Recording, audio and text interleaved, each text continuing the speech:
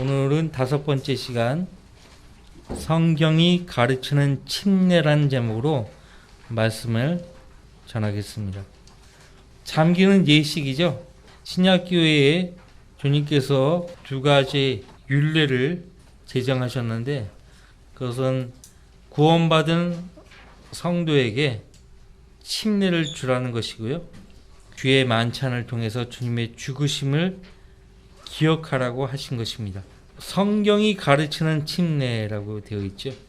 성경은 침례가 옳다고 말씀하고 있습니다. 세례는 성경에 없습니다.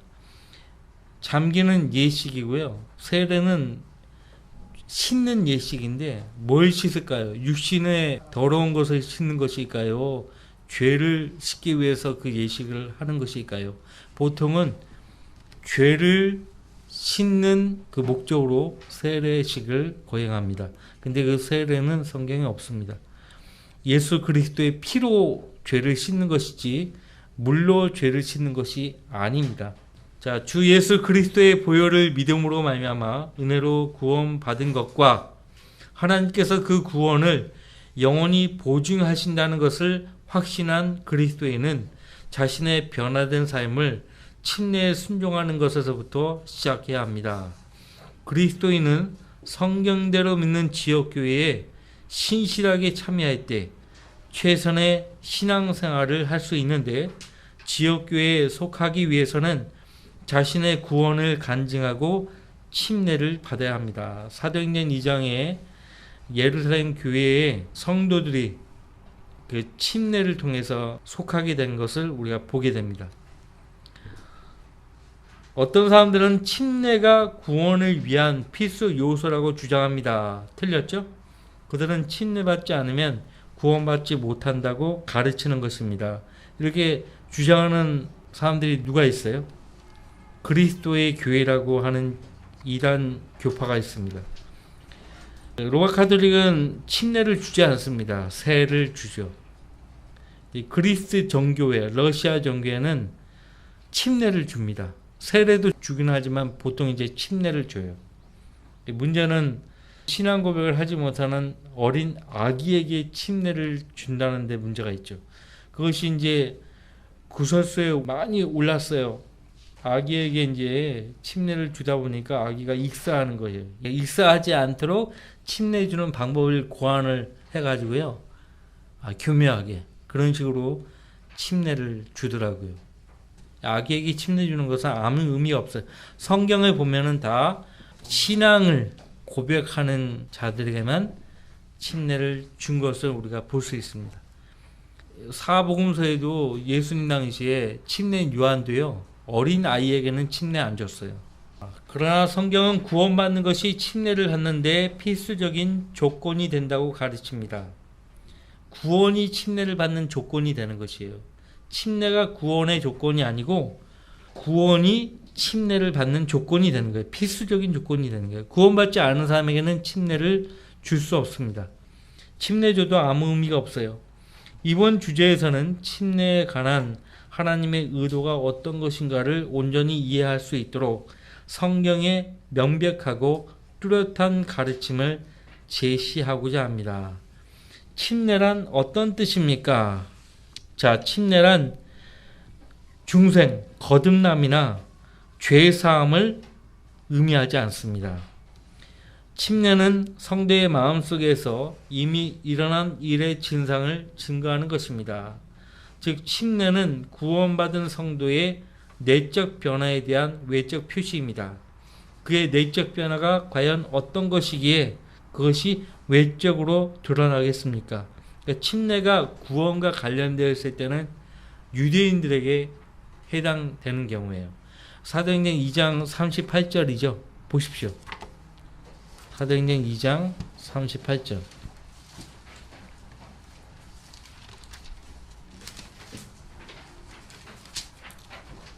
개역 한급판을 위시해서 개역 개정 그 모든 변개된 성경들은 죄사함을 받기 위해서 침례를 받으라는 구절로 그렇게 변개를 시켰습니다. 38절, 사도행전 2장 38절을 같이 읽습니다.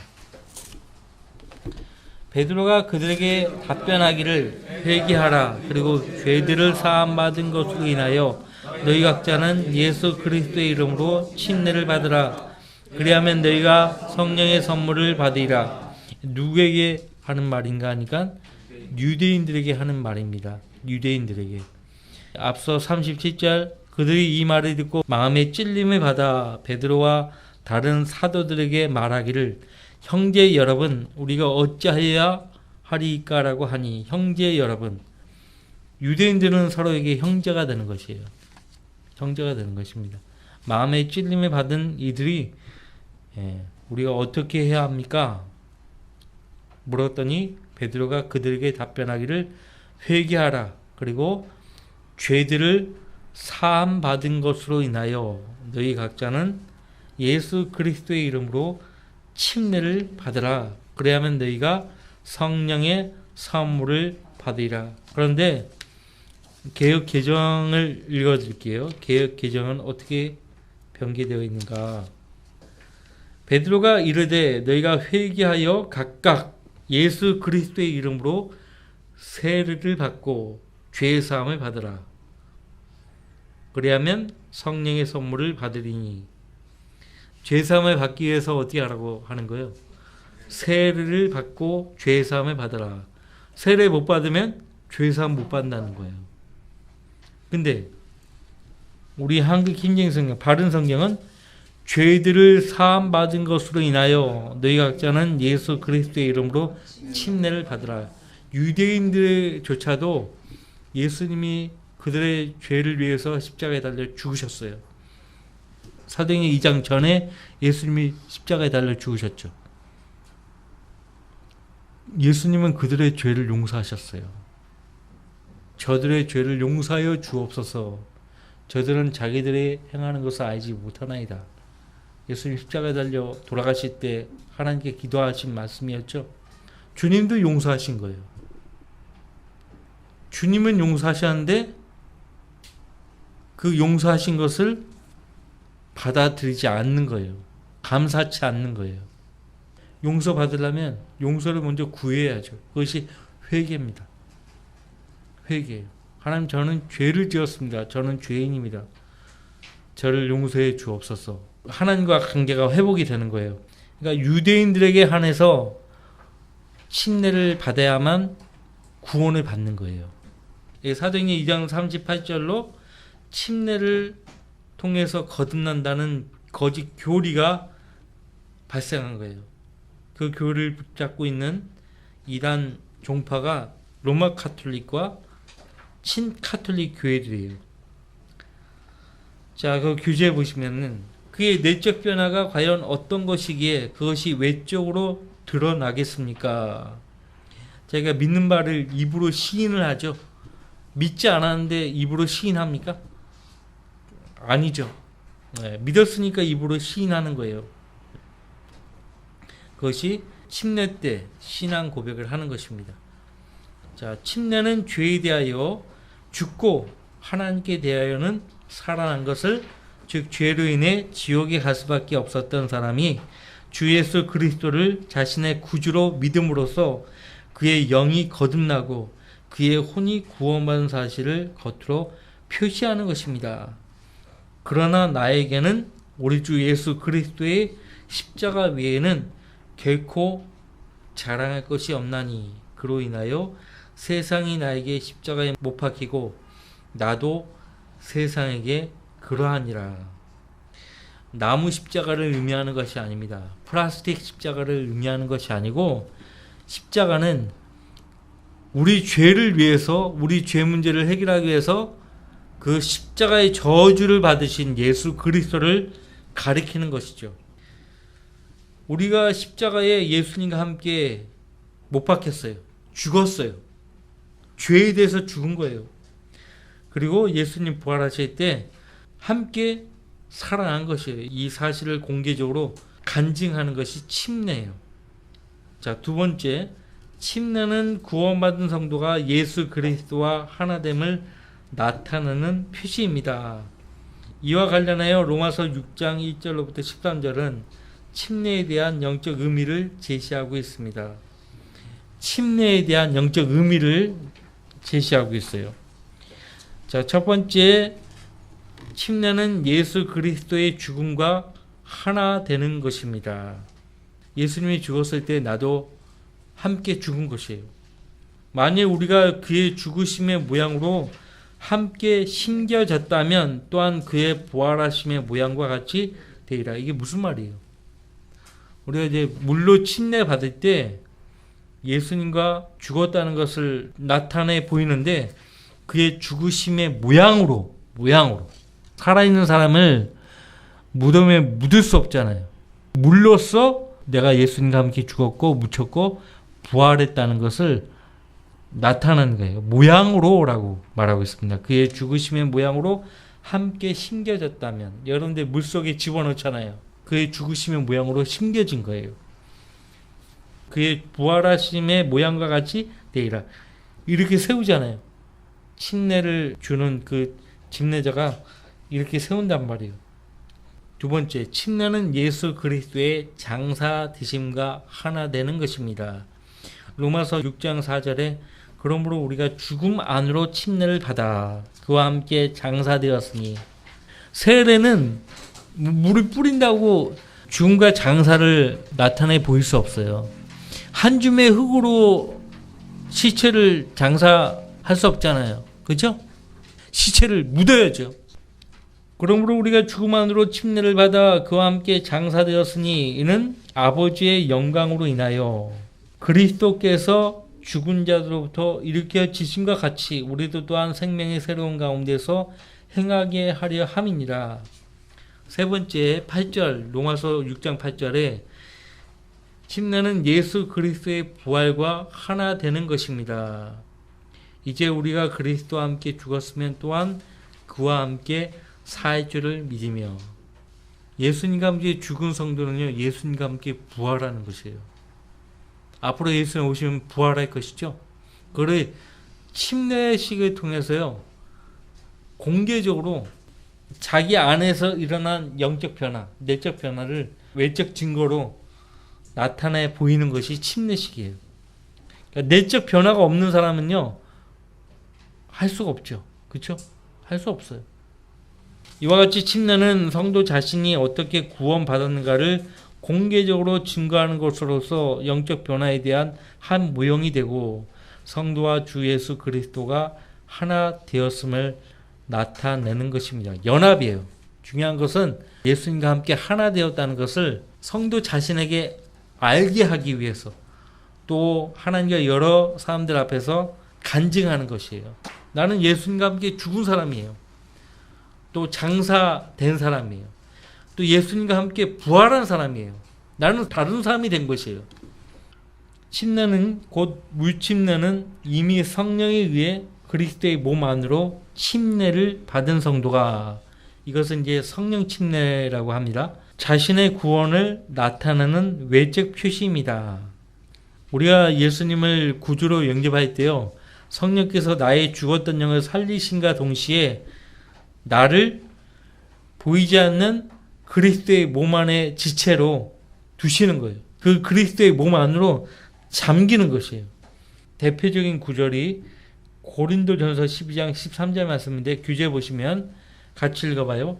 유대인이나 이방인이나 종이나 자유인이나 한 성령에 의하여 우리 모두가 한 몸 안으로 침례를 받았으며 또 모두가 한 성령 안으로 마시게 되었느니라. 로마 카톨릭 위시에서 그리스도의 교회라고 하는 이단 종파는 이 구절을 어떻게 대하냐면, 침례를 받거나 세를 받으면은 성령에 의해서 그리스도의 몸 안으로 침례를 받게 된다, 이렇게 가르치는 거예요.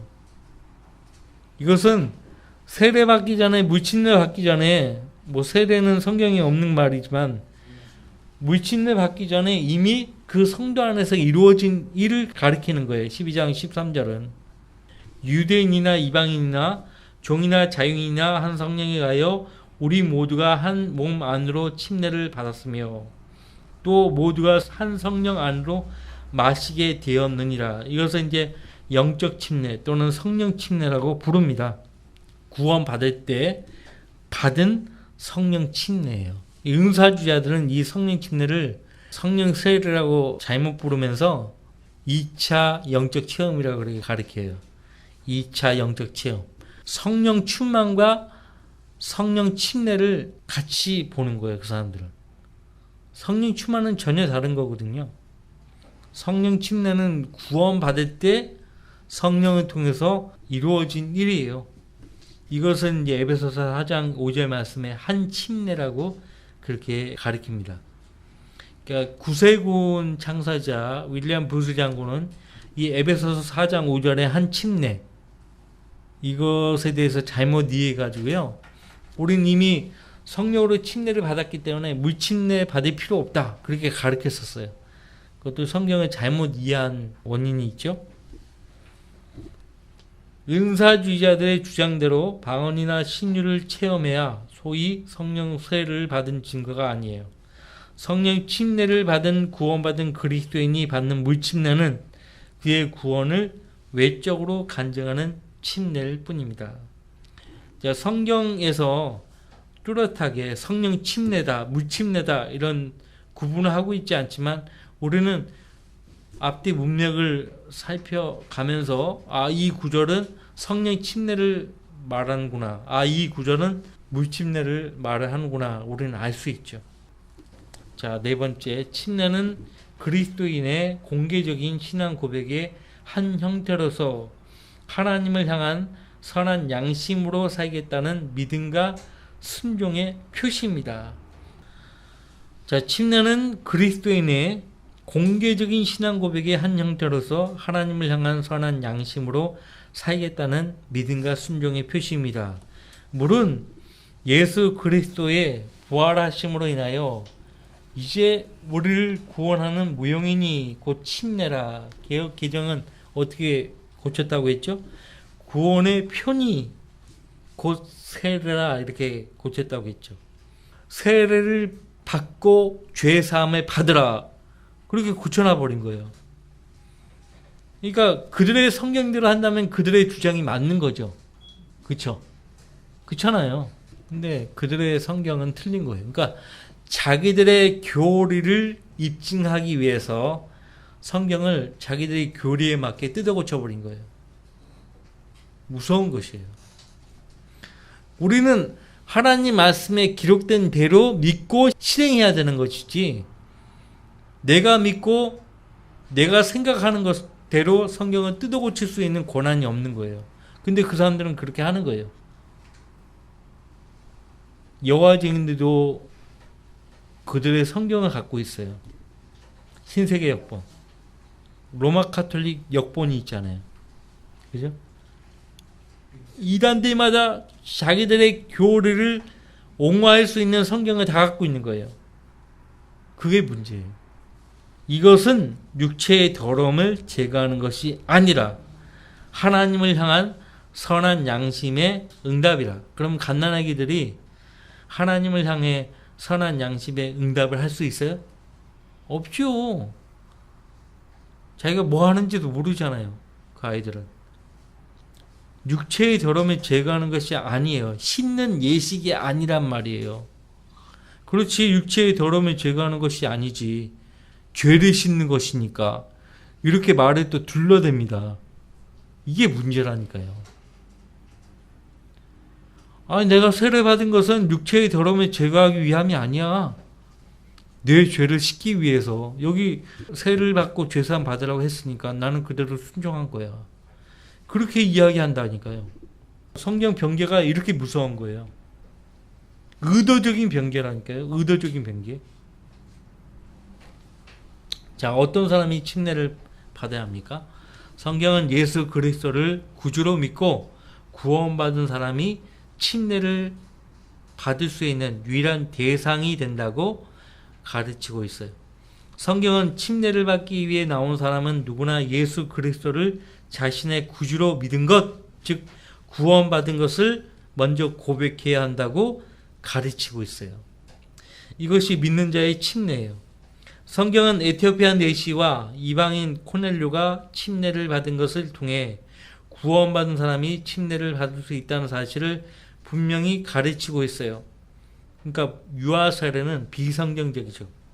유아들은 자기 믿음을 표현할 능력이 없기 때문에 믿는 자의 침례를 갖기 위해 자신의 믿음, 곧 내적인 변화를 어떻게 고백하는가를 성경을 통해 확인할 수 있어요. 침례를 집례하는 목사는요, 묻는 거예요. 형제는 예수 그리스도의 보혈을 믿고 죄사함 받았습니까? 물어요. 예, 받았습니다. 구원받았습니다. 그러면 나는 형제의 고백에 따라 아버지와 아들과 성령의 이름으로 침례를 줍니다. 이렇게 합니다.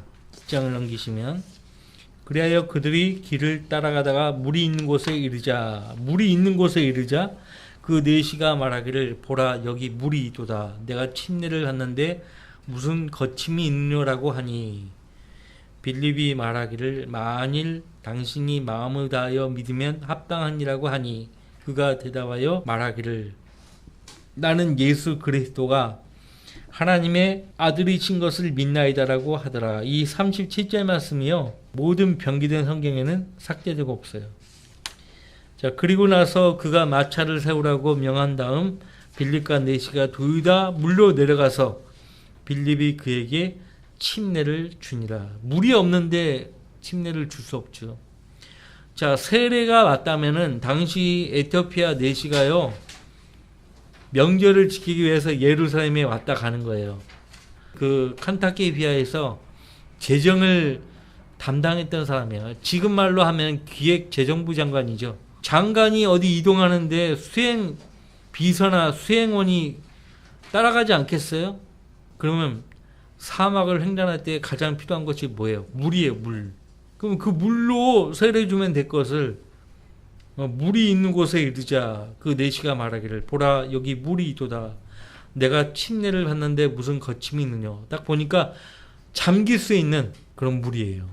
그러니까 이미 구원을 받은 성도는 침례에 순종해야 한다는 것을 빌립 집사를 통해서 이 에티오피아 내시가 들은 거예요.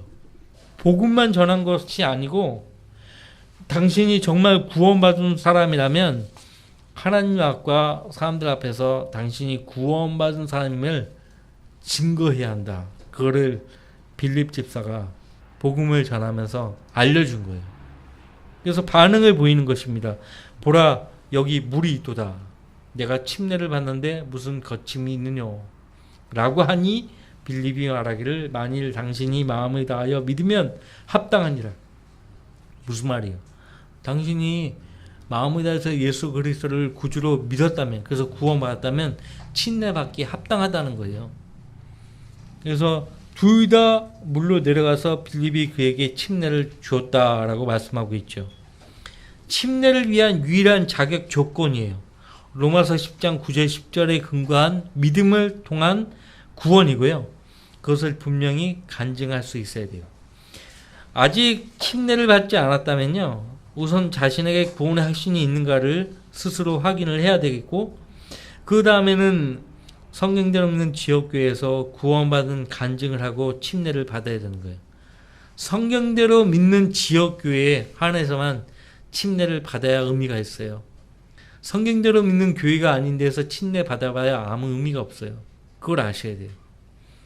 왜? 성경대로 믿는 지역교회에 주님께서 권위를 줬기 때문에 그래요. 자, 침례는 어떻게 받아야 합니까? 누구의 이름으로 침례를 받아야 성경적입니까? 마태복음 28장 19절 말씀에 침례는 아버지와 아들과 성령의 이름으로 받는 거예요. 성부와 성자와 성령의 이름으로. 이거는 로마 카톨릭에서 나온 표현이에요. 예수님은 아버지와 아들과 성령의 이름으로 침례를 주라고 했어요.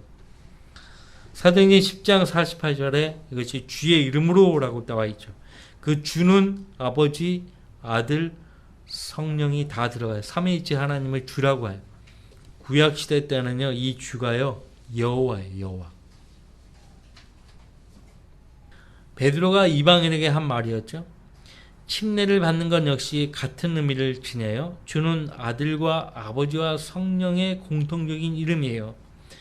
그러므로 아버지와 아들과 성령 이름으로 침례를 받거나 주의 이름으로 침례를 받는 것은 모두 성경적인 방법이에요. 근데 받는 사람이 주의 이름으로 하면은 예수님 이름으로라고 들릴 수 있기 때문에 아버지와 아들과 성령 이름으로 침례를 줍니다라고 분명하게 말할 필요가 있다고 봐요. 언제 침례를 받을 수 있습니까? 구원받은 사실을 간증하고 침례의 의미를 안다면 구원받은 후에 즉시 받을 수 있어요. 침례 의미를 알아야 돼요. 그냥 침례 주는 거 아니고 그냥 침례 받는 거 아니에요. 왜 받아야 하는지 그 의미를 알아야 돼요. 우리 가운데는 아직 침례 받지 않으신 분들이 있습니다. 그러니까 지금 이 시간을 통해서 왜 침례를 받아야 하는가를 미리 알아둘 필요가 있어요. 일반 개신 교회에서는 어떻게 하면 일반 교회에서는 세례 받기 위해서 일단에 문답 어떤 과정을 거쳐야 돼요. 최소한 무슨 제자 훈련이라도 받아야 돼요. 그런 뒤에 세례 받게 돼 있어요. 그냥 무조건 세례 주지 않아요. 그렇죠? 근데 성경 보면은 훈련을 받고 침례를 준 사례가 없어요. 그런 사례가 없어요. 구원받은 즉시 다 받았죠. 진짜 엄격하게 따져 물어야 될 것은 구원을 받았냐의 여부예요. 그것이 확인이 되면 침례 줄 수 있는 것인데 성경대로 안 하는 거예요. 성경이 무지하기 때문에 할 수가 없죠. 자, 일정 기간의 학습이나 문답이 필요하지 않아요. 보세요. 이 사람들이 우리와 마찬가지로 성령을 받았으니 어느 누가 물로 침례받는 것을 그 말이요 하며 주의 이름으로 침례를 받으라고 그들에게 명하더라. 그들은 베드로에게 며칠간 더 머물기를 간청하더라. 구원받은 이후의 삶에 대해서 사도 베드로로부터 더 듣기를 원했던 거예요. 거기에 루디아라고 하는 여인이 있었는데 두아트라 성읍의 자주 옷감 장소로 하나님을 경배하는 여인이었으며 우리의 말을 듣더라. 주께서 그녀의 마음을 열어 바울이 말한 것에 주의를 기울이게 하시니라. 그리하여 그녀와 그녀의 집안이 침례를 받자 그녀가 간청하여 말하기를 당신들이 저를 주께 신실한 자로 여기신다면 저희 집에 와서 머무소서라고 하며 우리를 강하게 붙들더라. 여기 그녀와 그녀의 집안이 침례를 받았다고 하니까요. 어린 아이들도 침례를 받았을 것이다. 이렇게 이야기하는 사람들이 있어요. 확인이 안 돼요. 그리고 어린 아이들에게 침례를 준 적이 없어요. 자, 누가 침례를 줄 수 있습니까? 굉장히 중요하죠. 성경대로 믿는 지역교회에 의해 침례를 수행할 수 있어요. 그러므로 침례는 하나님께서 불러 세우신 지역교회 목사가 성도의 간증을 확인한 후에 공개적으로 베푸는 거예요. 그러니까 사도행전의 기록을 유심히 관찰해 보면 빌립 집사가 침례를 준 경우를 보잖아요. 당시는 사도들이 있었죠. 이제 그 정식적으로 하나님께서 은사로 목사를 주시기 전까지는요. 집사도 침례를 줄 수 있었어요. 굳이 지역교회 담임 목사가 있는데 집사가 줄 이유는 없죠. 담임 목사가 침례식을 집례하는 것이에요. 가장 자연스럽죠. 성도의 간증을 확인한 뒤에 공개적으로 베푸는 거예요. 자, 아마도 같은 성읍의 루디아와 그녀의 집안이 침례받은 성읍 밖 강가에서 받았을 거예요. 이처럼 침례는 건물 안이나 밖이나 물이 있는 곳이면 어디서나 행할 수 있어요. 그때 예수께서 갈릴리로부터 요단강에 있는 요한에게 오셔서 그에게 침례를 받으러 하시더라. 침례 요한도 배교했잖아요. 예수님께 침례를 주었던 침례 요한도 당신이 오실 그분이시니까 그랬잖아요. 예수님이 침례 요한에게서 침례받은 것이 무효된 거예요? 아니잖아요. 그러니까 그렇게 볼 게 아니라는 거예요. 침례는 주님이 주신 명령이에요. 근데 분명한 것은 성경대로 없는 지역교회에서 받아야 한다는 거예요. 성경대로 믿지 않는 교회에서 아무리 침례를 받았다 하더라도 그건 의미가 없어요. 왜? 그 교회는 하나님이 권위를 주신 적이 없거든요. 이제 허락하라. 우리가 이렇게 하여 모든 의를 이루는 것이 합당하니라고 하시니 이에 그가 허락하더라. 예수께서 침례를 받으시고 곧 물속에서 올라오시니, 물속에서 올라왔다는 얘기는 물속에 들어가셨다는 거잖아요. 그만큼 물속이라고 했으니까 잠기는 거예요. 물속에. 보라, 하늘들이 그에게 열리고 하나님의 영이 비둘기같이 내려와 그의 위에 임하심을 보시더라. 사도행전 16장. 그리하여 그가 그날 밤 같은 시간에 그들을 데리고 가서 그들의 상처를 씻겨주며 또 그와 그의 온 가족이 곧바로 침례를 받더라. 그리고 그가 그들을 자기 집으로 데리고 들어와서 음식을 차려주고 온 지방과 더불어 하나님을 믿음으로 인하여 기뻐하더라. 침례의 방법은 물을 뿌리는 것도 아니고, 물을 뿌리는 것을요 적수례라고 합니다. 적수례. 물을 붓는 것도 아니에요. 이 물을 붓는 것을요 관수례라고 합니다. 그릇에 물을 떠다가 붓는 거예요. 어떤 사람의 경우인가, 그러니까 그 몸을 가누지 못하는 병자들에게 하는 관수례가 있어요. 물에 잠기는 것이 성경적이에요. 뿌리는 것도 아니고 붓는 것도 아니고 물에 잠기는 것. 오늘날 침례교회 안에서도요 병든 사람에게 이런 식으로 또 한다는 거예요. 그런 침례교회 있으면 그건 침례교회 아니에요. 침례교회 전통이 아니에요. 그거. 회개한 강도 있잖아요. 침례 받았어요? 안 받았어요? 부득이한 사정이라면 못 받을 수 있는 거예요. 침례에 순종하지 못했다고 하나님께서 벌하신다거나 그런 건 아니에요. 근데 내가 충분히 침례에 순종할 수 있는데도 불구하고 순종하지 않는다 그러면 문제가 있는 거죠. 성경이 가르치는 침례의 방법은 물에 잠김으로 받는 것입니다. 영어로 임머전이라고 합니다. 이는 침례의 본래 의미가 물에 잠기는 것이기 때문입니다. 그러니까 사람의 장사를 치를 때 흙을 파고 묻잖아요. 그걸 할 수 없으니까 물로 대신 보여주는 것입니다. 영어의 baptize란 말은 헬라의 baptizo를 음역한 것으로 그 뜻은 담그다, 잠기다, 물속에 넣다예요. 성경에 기록된 대로 물에 잠기는 것이 성경적이며 이것이 성경적으로 성경대로 없는 신약교회들이 채택한 침례 방법이에요. 마태복음 3장 16절 예수께서 침례를 받으시고 곧 물속에서 올라오시니, 물속에서 올라오셨다고 했어요. 잠긴 것이죠. 사도행전 8장 38절 39절 빌립과 네이치가 둘 다 물로 내려가서 빌립이 그에게 침례를 주니라. 그들이 물에서 올라오자, 그죠? 잠겼다는 얘기예요. 침례의 방법이 온몸이 물에 완전히 잠기는 것임을 분명히 밝히고 있습니다. 다시 말하지만 로마서 6장에 따르면 물에 잠기는 침례는 물을 붓거나 뿌리는 것이 아니라 죽고 장사되고 부활하는 것을 나타내는 완전한 표시입니다. 물에 잠기는 것은 자기가 그리스도와 함께 죽었고 장사 지냈다는 것을 나타내고, 물에서 올라오는 것은 그리스도와 함께 부활했다는 것을 나타내는 것입니다. 세례는 이러한 무용을 보여줄 수가 없어요. 죽음과 장사와 부활을 보여줄 수가 없어요. 세례는 물을 뿌리고 붓는 것을 통해서 보여줄 수 없어요. 성경적으로 침례는 완전히 죽음과 장사와 부활을 나타냅니다. 너희가 침례로 그와 함께 장사되었고 또 하나님께서 그를 죽은 자들로부터 살리신 역사를 믿음으로 말미암아 너희도 그와 함께 살아났느니라. 이것은 이제 영적인 침례, 성령 침례를 말하고 있는 것입니다. 사람은 한 줌의 흙으로 장사할 수 없습니다. 죽은 사람은 완전히 땅의 흙으로 무덤에 묻어야만 합니다.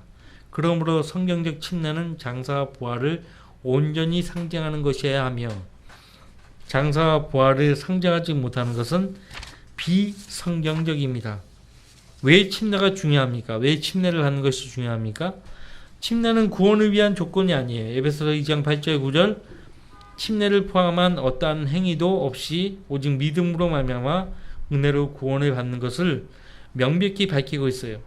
오히려 구원이 침례를 위한 조건입니다. 그러나 침례는 헌신과 성김과 영적 성장을 위해 반드시 순종해야 될 주님의 명령입니다.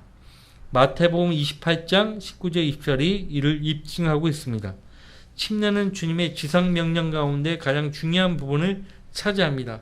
어떤 사람이 예수 그리스도를 따르는 것을 배우는 것에 앞서 첫 번째로 해야 할 일이 있다면 그것은 침례에 순종하는 것입니다. 만일 첫 번째로 해야 할 주님의 명령에 순종하지 않는다면 그 다음에 순종해야 될 명령들을 이행할 수 없거나 이행하지 않을 것이며 이행하려 해도 그것은 무의미합니다. 그리스도에는 하나님 말씀에 기록된 대로 구원받은 직후에 첫 번째로 순종해야 할 명령의 의미를 올바로 알아야 하고 그대로 순종할 수 있어야 합니다. 이렇게 침례를 통해 자신의 구원을 간증함으로써 성경절 없는 침례교회의 회원이 되어 주님이 분부하신 복음의 사역에 적극적으로 동참할 수 있어야 합니다. 그러므로 너희는 가서 모든 민족들을 가르치고 라고 했죠. 가르치라고 했죠. 개역 한급판과 개역 개정판에 어떻게 됐어요? 제자로 삼고라고 했어요. 기억나시죠? 근데 가르치라고 했어요. 아버지와 아들과 성령의 이름으로 침례를 주며 세례 주라고 하지 않았어요. 내가 너희에게 명령한 모든 것을 가르쳐 지키게 하라. 보라, 내가 세상 끝까지 너희와 항상 함께 있으리라고 하시더라. 아멘.